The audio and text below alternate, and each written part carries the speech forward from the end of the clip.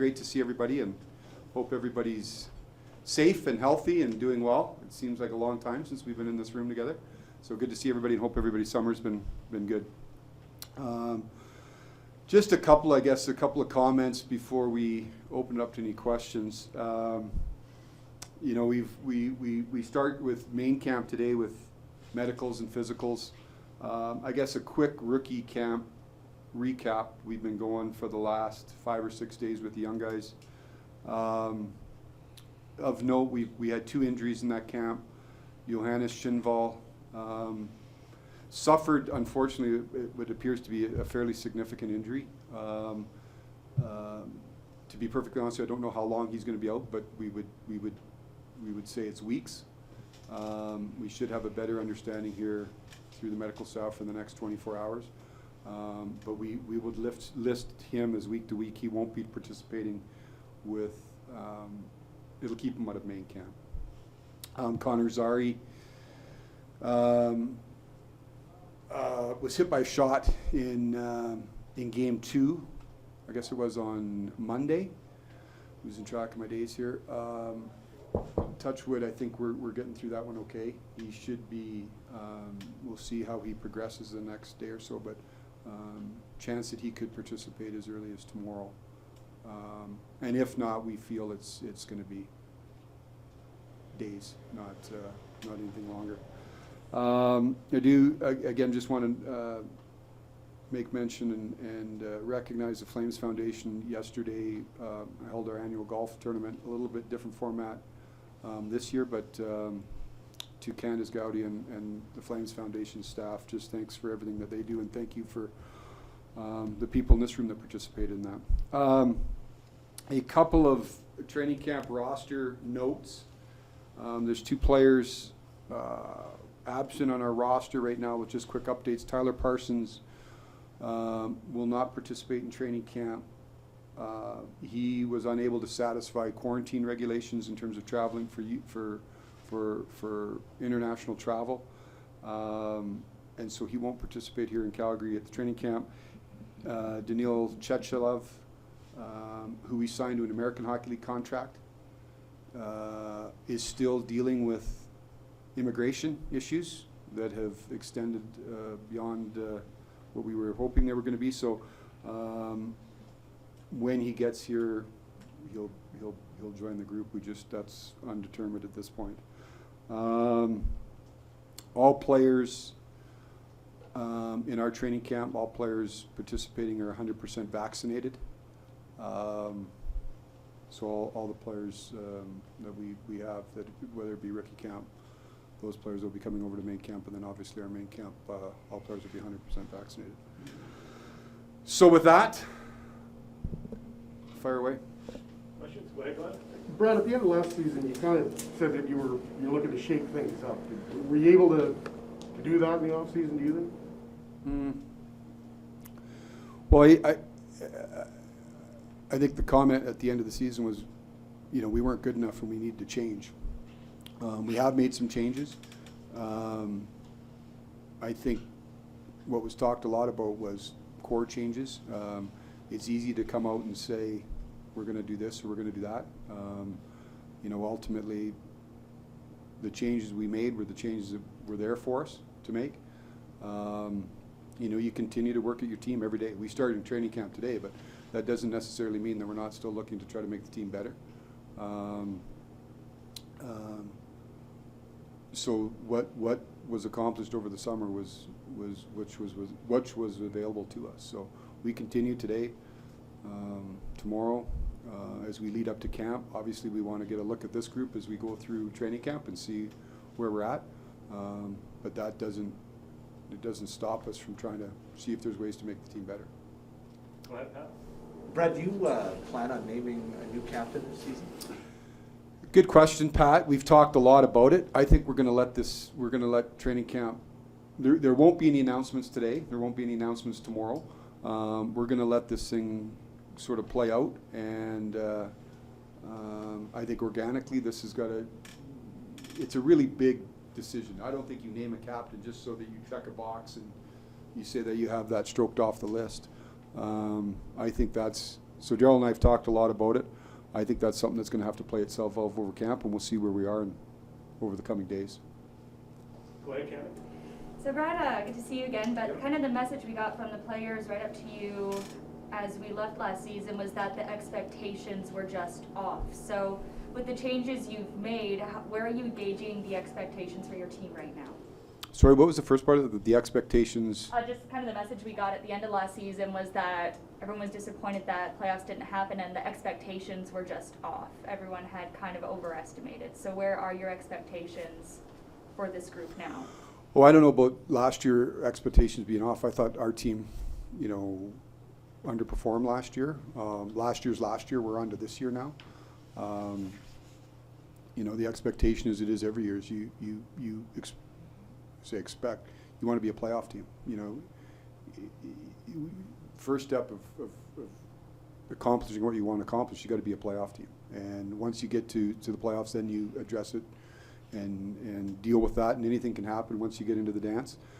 But I think the goal for this team, as it is every year, is we want to be a playoff team. We got to earn that right over 82 games to be a playoff team. But that's certainly the goal and the expectation of this team coming into camp. Go ahead, Taylor. You mentioned, last year that you thought it was a good team who underperformed. You made some changes this offseason. I mean, what would make this year different?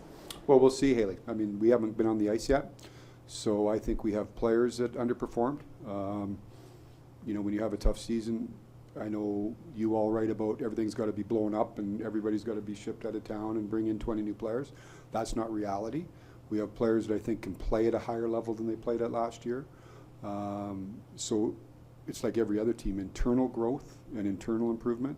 And then I think we've brought in some people that can do some very specific jobs. But I think every team every year is a little bit different.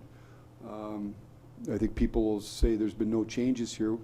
There could be anywhere from 7 to 8 new players. That's quite a few different players. So I think as you go through camp, that team's got to establish its identity. You got to find out who plays with who, and so those are the things that'll be different. As I think, players for the most part that were here last year, I think can play and attain a higher level. Kathy, you want to go again? Sure. You Go talked ahead. about maybe room for 7 or 8 new faces to make it onto this roster, and you have some pretty highly touted prospects in your rookie camp. How big is the window, would you say, for a guy like a Connor Zary or a Jacob Peltier to potentially compete for one of those spots? Well, it starts tomorrow. So again, I know a lot of people want to pick the team in August, or you sign a player and that pushes out a young player. It's the best league in the world for a reason. So there's competition. And so nobody's gifted an opportunity. Nobody's gifted a spot. I remember 2 years ago, there was no spots for young guys. And Dylan Dubé and Yusuf Alamaki made the team out of training camp. Yusuf had played junior the year before, and Dylan was the first, spent some time in Stockton. So their window starts tomorrow.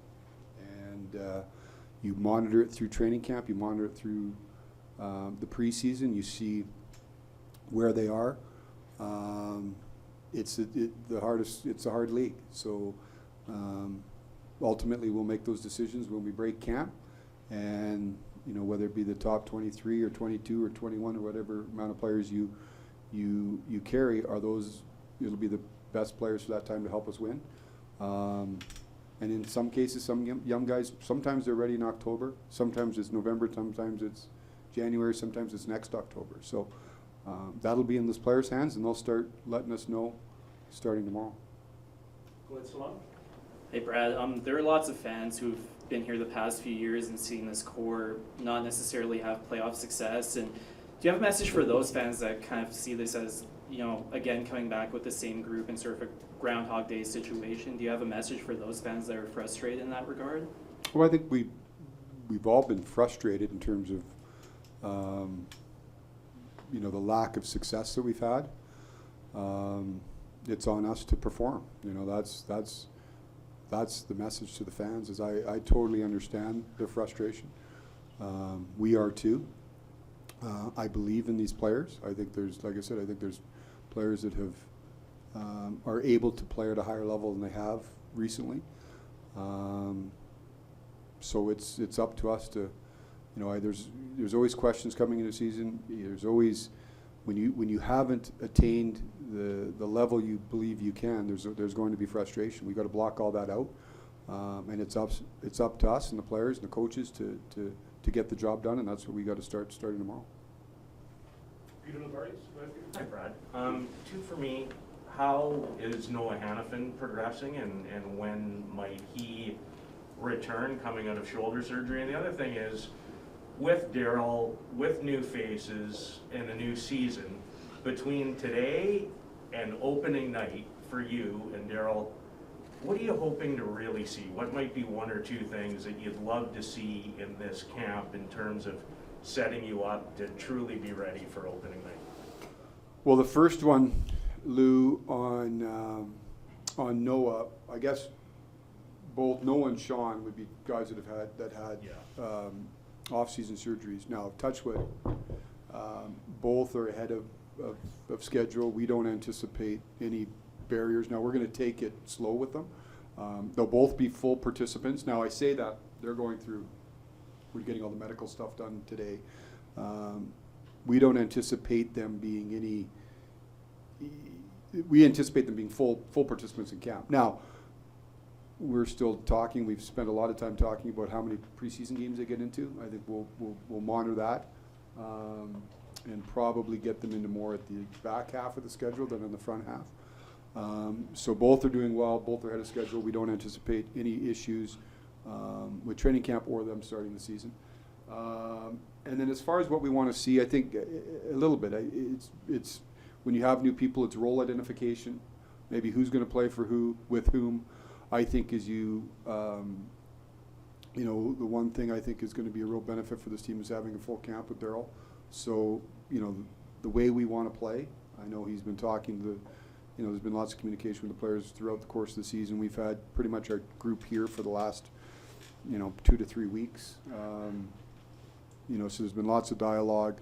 And that's really what you want to use the preseason for, is getting people that are new, acclimated to the group, finding their roles, and building your team. It takes time to build your team in terms of where everybody fits and job responsibilities and job descriptions. And so that's really the next 2 weeks we want to see coming out of camp. Gary, go ahead. What does this mean for Tyler Parsons? And was this unforeseen? Is this kind of in the last 24 hours you found out that he wasn't coming, or you knew? No, we knew. I don't think it means a whole lot. I think ultimately, I don't think it's that. It wasn't a shock for us. We've known that was going to happen, and we anticipate he'll get down to Stockton when training camp gets there and get started.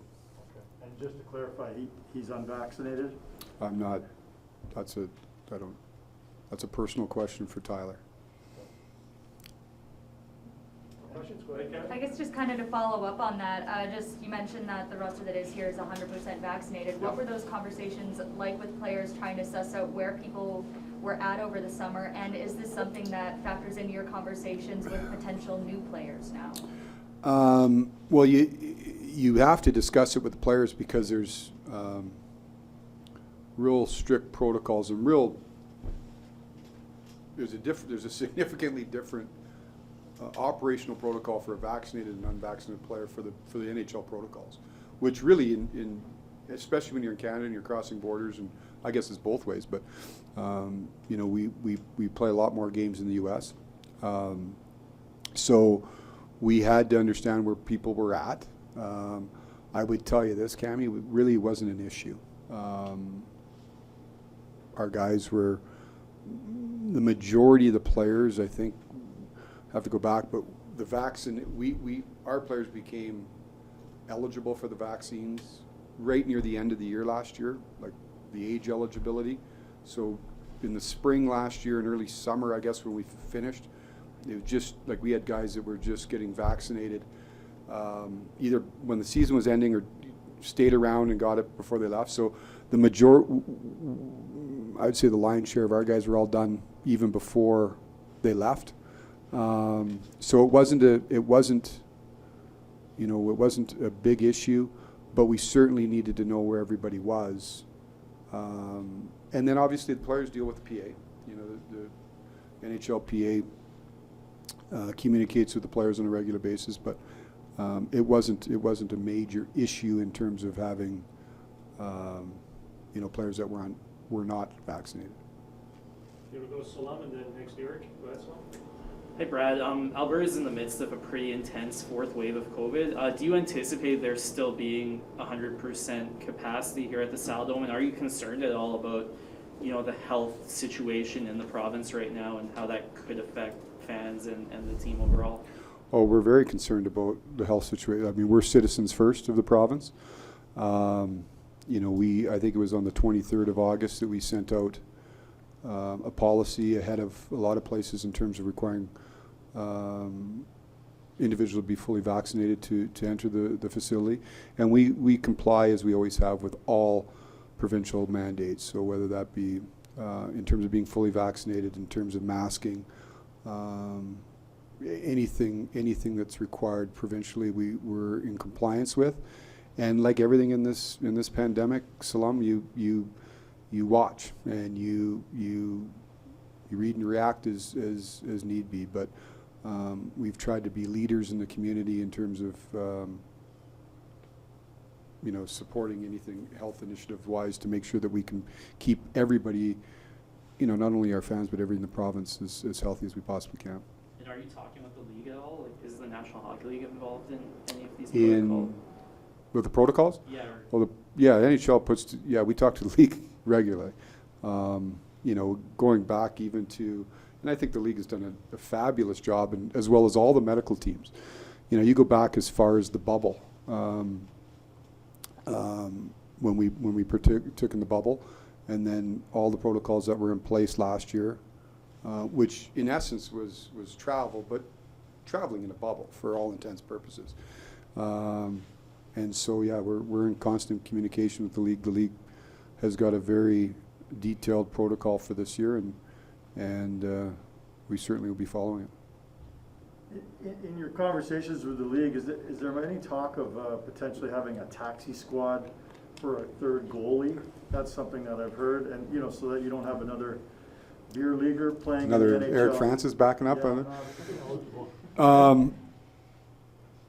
I would say this, Eric. I don't the taxi squad concept. I don't anticipate seeing that this year. Goaltender, don't anticipate that.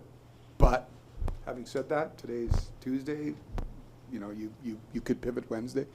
We'll see. Certainly, that's and our situation is a little bit unique in the fact that we're a Canadian city with our American League team in the U.S. market. So there's certainly some steps that we're taking in terms of regular testing of players down there, not only per American League protocols when those come out, but you don't know when players are going to be having to travel and come be called up and go back and forth and border. So lots of preparation has gone into planning.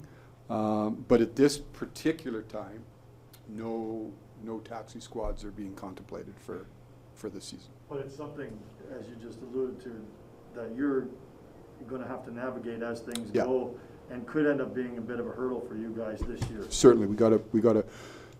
It'll be different than last year, where you've got players on site. Not only do you not have that, but you've got a border to deal with. So we've got to manage that for sure. Go ahead, Lou. Brad, if you can, just your impressions of what you saw the last 5 or 6 days from those guys in camp, and whether it's your assessment of the new people that you saw, or even the progression that you saw from people that have been here for a few years. Yeah, I think there's. We were happy with rookie camp. I thought those guys worked really hard. It was. I thought it's the best way to say this. Guys you were hoping would be at a certain level, I thought were. I think there was certainly some kids that jumped for me, and and then even some guys that maybe a little bit under the radar I thought were good. And then you see that some young 18-year-old kids that you can see the steps that they still have to take. So all in all, I'm really impressed with Mitch Love and his staff. I think Mitch is going to be a tremendous, addition for us in our development group. And his staff, I thought, did a really good job. But certainly some guys, the Zaris, the Pelches, I thought were really good. I thought Marty Pospisil, who's coming off 2 significant injuries, and had a really, a good summer in terms of rehab, but also, you're trying to train as rehab. So I thought that was good. I thought young Poirier, Jeremy Poirier was, he shows his offensive skill. I thought Dustin Wolf, and many others. So I thought it was a good camp. And it was a good kickoff for us. So was happy with how things played out over the 5 days, 6 days. More questions? Russ, go ahead. Sorry, throw one more, just Yeah. with some of the changes to the NHL bench this summer. I know Yeah. when Kirk Muller was hired, it was, we're still having discussions over who's going to run the power play and stuff like that. Is that something you can share? Just I'll let Daryl get into that, Haley. But certainly the staff, the staff's been at it here for a while. They've been grinding away. So I'll let Daryl, when he talks to you all tomorrow, get into how he's splitting up the responsibilities and roles and whatnot. But certainly Kirk and Cale have been real good additions here.